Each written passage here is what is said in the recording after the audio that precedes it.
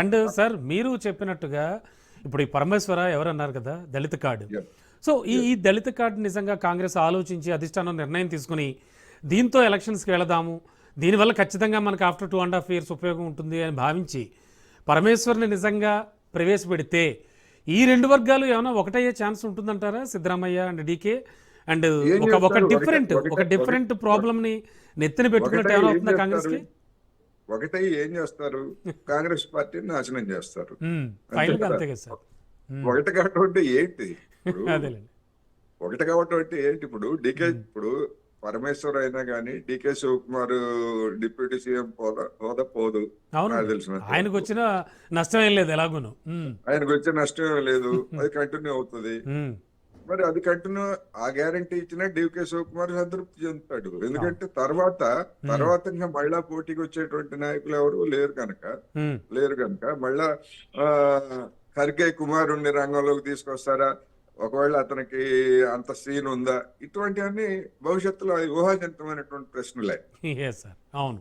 అందుకని మొత్తం మీద చూసినప్పుడు వచ్చేసారి కర్ణాటక నిలబెట్టుకోవడం ఒకటి, మిగతా రాష్ట్రాల్లో దాని పరువు కాపాడుకోవడం ఒకటి, ఇవన్నీ చూసినప్పుడు నా అభిప్రాయం ప్రకారం వీళ్ళిద్దరిని మార్చి నెలలో సిద్ధరామయ్యని పక్కకి తప్పించి ఎవరినైనా మరొక దళిత నేతనో లేకపోతే మరొక బీసీ నేతనో ఎవరినైనా అక్కడ ఉన్నటువంటి సామాజిక పొందికలను బట్టి, ఎందుకంటే ఓటు రాజకీయమే కదా, ఎవరు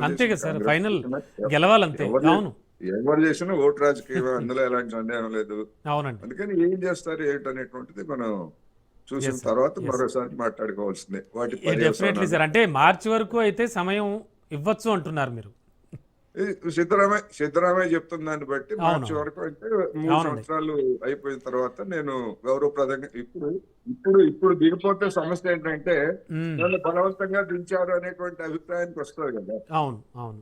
అందుకని అటువంటిది లేకుండా గౌరవప్రదంగా దిగిపోవడానికి సిద్ధరామయ్య ఏర్పాటు చేసుకుంటున్నాడు అనేది నా అనుమానం. Okay sir. అంటే ఇన్ఫాక్ట్ మనకి మీడియాకు ఉన్నటువంటి సమాచారం ప్రకారం చూస్తే రేపు ఎల్లుండిలో పిలుపు రాబోతోంది అధిష్టానం నుంచి. ఇద్దరిని కూర్చోబెట్టి మాట్లాడతారు, విడివిడిగా కూడా మాట్లాడే ఛాన్స్ ఉంది. సో ఇవన్నీ కేవలం ఊహాజనితాలు, ఊహాగానాలేనా? ఏమైనా ఖచ్చితంగా ఒక డెసిషన్ దిశగా? ఊహాగానాలు, ఎందుకంటే ఇటువంటివన్నీ కూడా గత కొద్ది నెలలుగా సాగుతున్నాయి. అప్పుడే తెరదించాలి కదా, అప్పుడు తెరదించకుండా మొత్తం నానబెట్టి ఇప్పుడు ఈ విధమైనటువంటి ఇది కూడా మళ్ళా, ఎందుకంటే కాంగ్రెస్ అంత తేలిగ్గా పరిష్కరిస్తుందని నేనైతే అనుకోవట్లేదు. అందులో పార్లమెంట్ సమావేశాల ముందు ఏదైనా తేడా వస్తే మొత్తంగా బీజేపీ ఉతికేస్తుంది.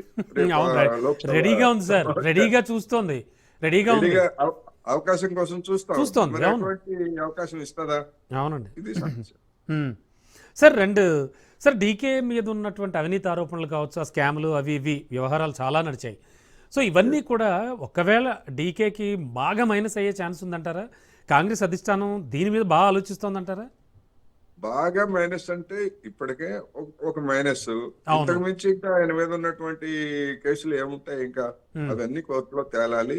ఇప్పుడు మనం చూస్తున్నాం కదా, ఆంధ్రప్రదేశ్ లో జగన్మోహన్ రెడ్డి మీద ఉన్నటువంటి కేసులు ఎన్ని రోజుల నుంచి నడుస్తాయో, అవి ఇంకా ఎన్ని దశాబ్దాలు పడతాయో పరిష్కారం వరకు మనకు తెలియదు.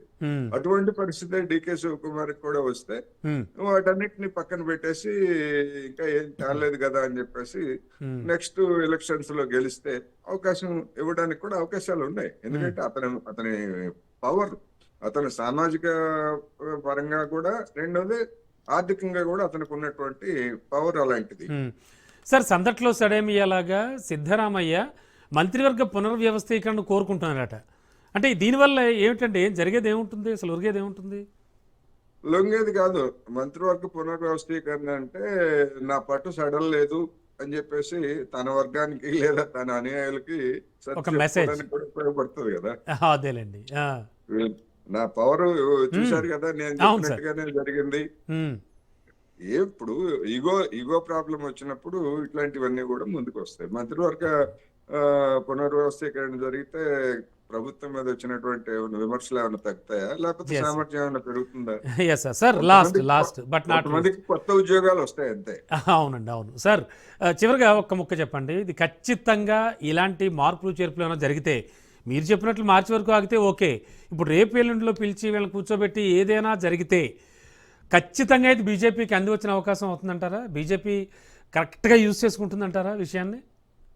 చూడాలి. బీజేపీకి అవకాశం ఇచ్చే విధంగా కాంగ్రెస్ చేస్తుందని నేను అనుకోను. ఎస్. ఎందుకంటే డీకే శివకుమార్ అయినా, లేకపోతే సిద్ధరామయ్య అయినా, పరమేశ్వర్ అయినా గానీ గౌరవప్రదంగా వాళ్ళు గద్దెనెక్కితేనే లేదా కొనసాగితేనే అందరికీ గౌరవం ఉంటది. లేకపోయేట్లయితే అందరూ నెత్తి మీద అందరి చేతులు పెట్టుకున్నట్టు అవుతుంది.